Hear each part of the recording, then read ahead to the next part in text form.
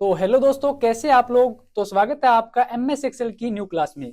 आज हम बात करने वाले हैं पेज लेआउट के बारे में। पेज लेआउट में सभी अपन रिबन के अंदर दिए हुए हैं, सभी पे अपन वन बाय वन बात करेंगे। तो आपका ज्यादा टाइम खराब ना हो, इसके लिए मैंने पहले से ही डेटा बना रखा है। आज हम इस पे वर्क करेंगे। तो पेज लेआउट में हमारे पास जो भी डेटा है वो एक पेज में हमारा कैसा दिखेगा, एक पेज पे हमारा कितना डेटा आएगा, उस पे हम उसको सेटिंग करेंगे इस पेज लेआउट के अंदर। तो अब हमारे पास ये डेटा बना हुआ है। अगर मैं यहाँ पे कंट्रोल पी करता हूँ तो यहाँ पे हमारा जितना भी एक पेज पे डेटा आएगा उसका प्रीव्यू दिखा रहा है। तो टोटल पेजेस हमारे हो रहे हैं 6। तो ये जिस इसकी विड्थ थोड़ी सी लेंथी थी, इसलिए हमारे 3 पेजेस एक्स्ट्रा बन रहे हैं। इसके अंदर हमारी 2 ही कॉलम आ रही है। नेक्स्ट 4 नंबर पेज से स्टार्ट होगी, जब आप यहाँ पे देख पाओगे नीचे से, तो 4 नंबर से हमारे सिर्फ 2 ही कॉलम आ रही है। तो अब यहाँ पे हम क्या कर सकते हैं, हम यहाँ पे पेज लेआउट में आके मार्जिन सेट कर सकते हैं इसका। तो हमें आना है मार्जिन में, एडजस्ट मार्जिन, और यहाँ पे अगर मैं यहाँ पे नैरो करता हूँ तो भी अब मैं कंट्रोल पी करके प्रीव्यू देखता हूँ इसका, तो हमारे पास मार्जिन जो है बिल्कुल कम बचा है, लेकिन फिर भी हमारे 6 पेजेस ही आ रहे हैं। नेक्स्ट 4 नंबर से हमारी एक रो एक कॉलम आ रही है, तो एक कॉलम आ रही है। तो अब हम क्या कर सकते हैं, अब हमने मार्जिन तो सेट कर लिया, तो मैं यहाँ पे आके कस्टम मार्जिन में आके मैं यहाँ पे जो भी अपना मार्जिन है वो 0 कर लेता हूँ। यहाँ से हेडर में भी 0, बॉटम में भी, और लेफ्ट में भी, और राइट से भी 0। ओके, अब मैं कंट्रोल पी करता हूँ, फिर भी हमारा एडजस्टमेंट नहीं हुआ। हमारे 6 पेजेस ही आ रहा है, एक जो हमारी कॉलम है वो नेक्स्ट पेज पे ही आ रही है। तो अब मैं जो भी हमारी जितनी भी हमारे कॉलम्स है उनको जो भी विड्थ है वो मैं थोड़ी कम करके इनको एडजस्ट कर सकता हूँ। मान लीजिए इसकी मैंने विड्थ थोड़ी छोटी की, इसकी भी, और सेम ही यहाँ पे भी, सेम डिजाइन में भी, और सेल्समैन में भी, और यहाँ पे सीरियल नंबर में भी। अब आपको एक डॉटेड जो भी है लाइन दिख रही होगी, तो यहाँ से हमें पता चला भी हमारा जो भी डेटा है वो एक पेज में इंसर्ट हो चुका है। तो अब आप देखोगे नीचे आके 3 पेजेस में हमारा डेटा जो भी था वो कंप्लीट हो रहा है। फर्स्ट ट्रिक ये हो गई हमारी।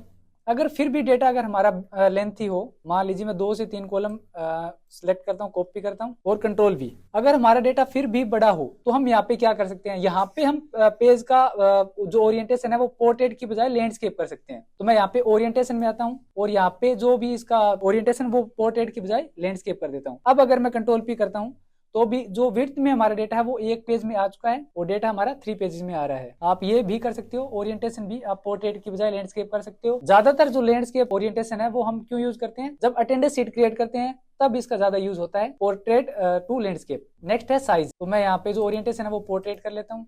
जो भी हमने 2 एक्स्ट्रा कॉलम बनाई थी वो मैं डिलीट कर देता हूँ डिलीट बटन की मदद से। तो सॉरी, यहाँ पे ये डिलीट नहीं हुई प्रॉपर, तो मैं इन दोनों कॉलम को सिलेक्ट करता हूँ, होम टैब में आता हूँ और यहाँ से क्लियर और क्लियर ऑल।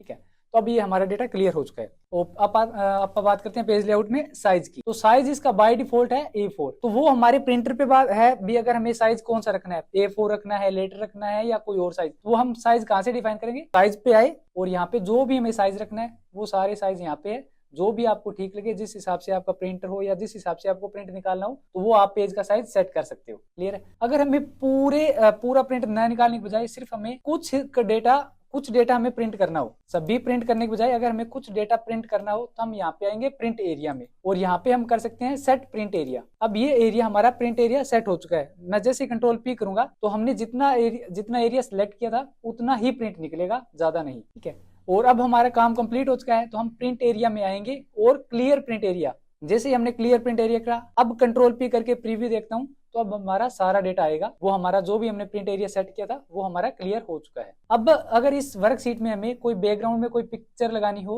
तो हम कहाँ से लगाएंगे, तो मैं यहाँ पे क्लिक करूंगा बैकग्राउंड पे क्लिक करने के बाद मैं आऊंगा फ्रॉम में फाइल। तो हमारी पिक्चर कहाँ पे है वो सिलेक्ट की और यहाँ पे मैंने ये सेट कर दी, तो हमारे यहाँ पे पिक्चर आ चुकी है।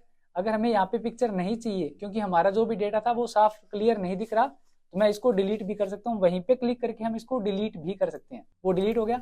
तो पिक्चर हमें ऐसी रखनी है भी हमारा डेटा भी छुपे ना, वो क्लियर दिखे। तो मैं कोई और लगा के देखता हूँ, वो सेट नहीं हुआ, वो क्रोम में फाइल इंसर्ट, ये इंसर्ट नहीं हुआ, मैं डिलीट करता हूँ। अब मैं कंट्रोल पी करता हूँ, जैसे ही मैं सेकंड पेज पे आया तो हमें ऊपर पता नहीं चल रहा भी ये किसका डेटा है, यहाँ पे सेल्समैन है, यहाँ पे सिटी है, यहाँ पे डिजाइन है। तो वो हम चाह रहे भी हर एक पेज पे हमें हेडिंग दिखे, हर एक पेज पे जो भी हमने हेडिंग बना रखी है ऊपर, जैसे सीरियल नंबर, सेल्समैन, ये हर एक पेज पे दिखे। हम उसके लिए क्या करेंगे, मैं आऊंगा यहाँ पे प्रिंट टाइटल्स पे।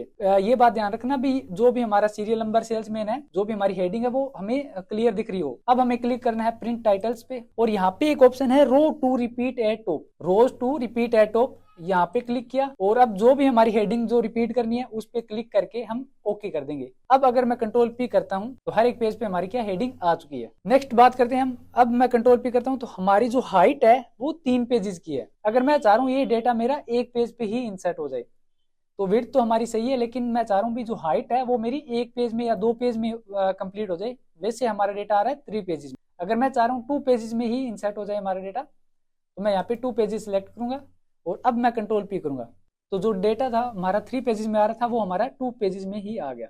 और बैक, और अगर हमें प्रॉपर दोबारा वैसे करना है तो ऑटोमेटिक किया और यहाँ पे जो स्केल है 94 है इसको हम दोबारा 100 कर देंगे। और अगर हम जिस भी पेज पे हैं हम चाह रहे हैं हमें हेडिंग ना शो हो ABC और 1 2 3 तो मैं यहाँ पे हेडिंग पे अनचेक करके अब कंट्रोल पी करूंगा तो हमारे पास हेडिंग शो नहीं होगी। बैक किया। अगर मैं चाह रहा हूँ यहाँ पे ग्रिड लाइन भी ना आए तो कंट्रोल पी करूंगा तो हमारे पास ग्रिड लाइन और प्रिंट टाइटल्स दोनों हेडिंग और ग्रिड लाइन दोनों नहीं आएगी। अगर मैं चाह रहा हूँ जो मेरी हेडिंग है वो मेरी प्रिंट में भी आई तो मैं यहाँ पे प्रिंट में जाके इसको इनेबल करूंगा। अब मैं कंट्रोल पी करूंगा तो जो भी हमारा प्रिंट होगा उसमें भी हमारी हेडिंग आएगी। जैसे देख सकते हो आप 1 2 3 और ABC आ रही है। बैक गया।